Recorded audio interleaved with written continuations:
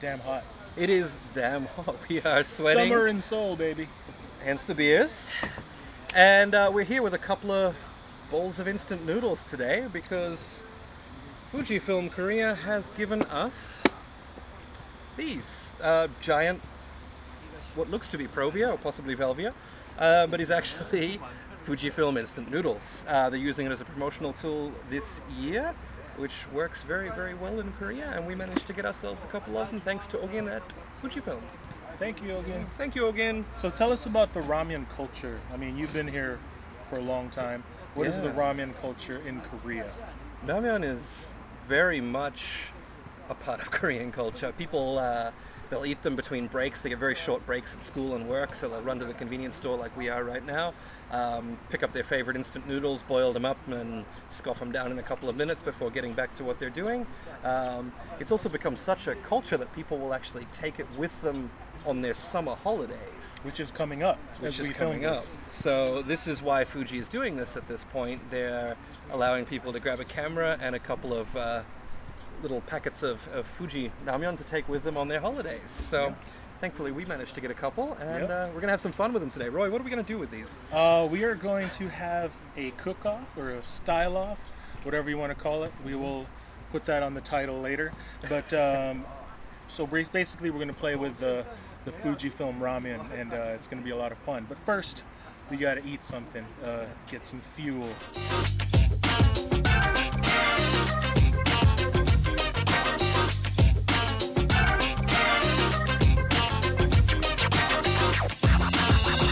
So we're done. How was it, man? Delicious. Mine was pretty good too. Spam-alicious. Spam-alicious. Right, before we get out of here though, we are going to open this up and see what's inside. So I found this little piece of metal here that I'm going to use to open it. We're going to cut through the plastic here. This is now officially an unboxing video. This is now an unboxing video. Here we go. Okay. So we have Fujifilm, 43 grams a piece, 185 calories. There's 6 inside. They are, ooh, irayong chopgarak. It's got chopsticks inside. That's pretty good. Ooh, these are cute. There we are. Ooh, little tiny. See, here we go. There's the bottom here. We can fold those out and turn them into a cup. That is pretty cool. Fujifilm Provia film simulation. Provia. They've even got a little tag on the side of them. That's pretty cool. All right, so there's that. We also have these little cup holders to put them in, so we can... Okay, that seems good. Provia 100F Daylight. 100F is my favorite there, not the 100. That's good stuff. Okay, there we are. I like it, man. Here we go. Let's get to work. All right, time to style these babies.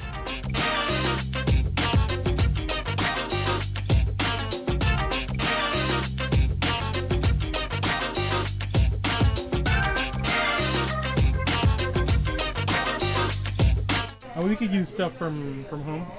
Yeah, I think we got a few things at home we can probably tuck into if we need them. Okay. Breaking the rules. Breaking the rules a little bit. Okay, so welcome back. We just finished up our ramyeon out in the heat, decided it was way too hot, so we were going to shoot back here at home. And I had to change my shirt. Had to change your shirt. So excuse the continuity on this.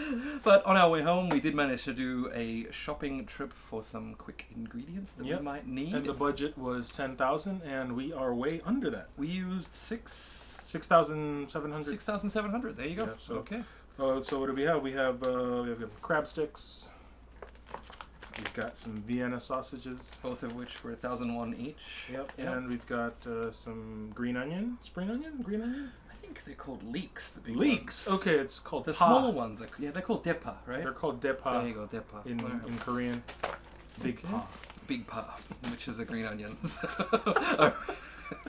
We have some 청양고추.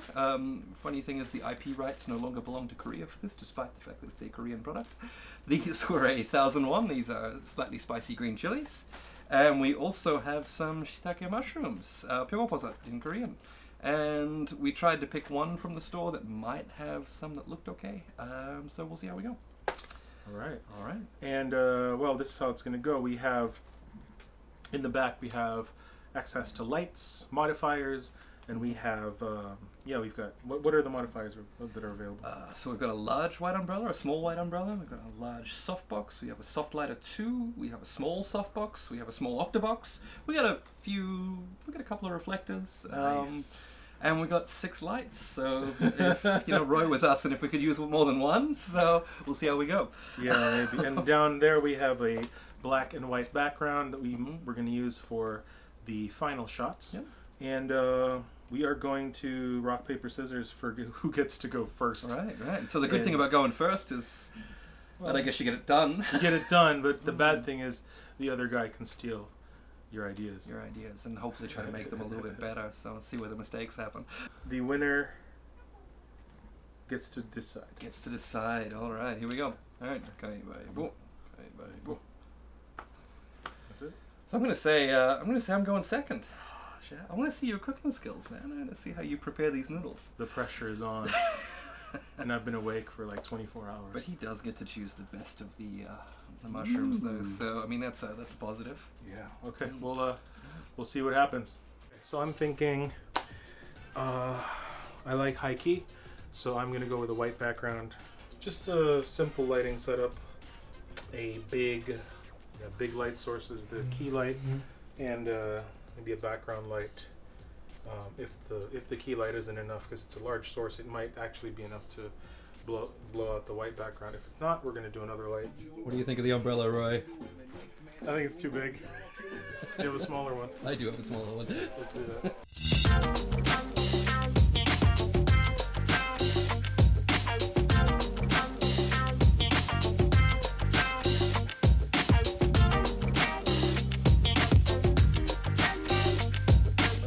So we're going to go ahead and set up most of the setup, because when you plate a piece some dish, it needs to be, you need to have that shot within 2 minutes to have it the freshest looking. Especially with ramen, we're dealing with noodles that absorb water, so we're going to go ahead and do that.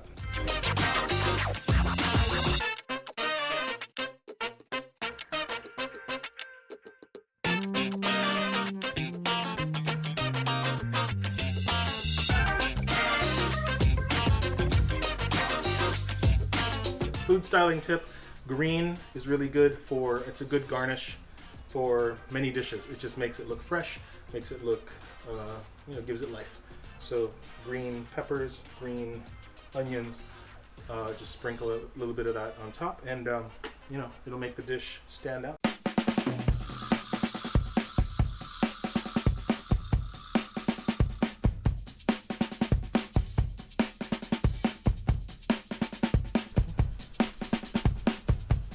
Vertical. Horizontal.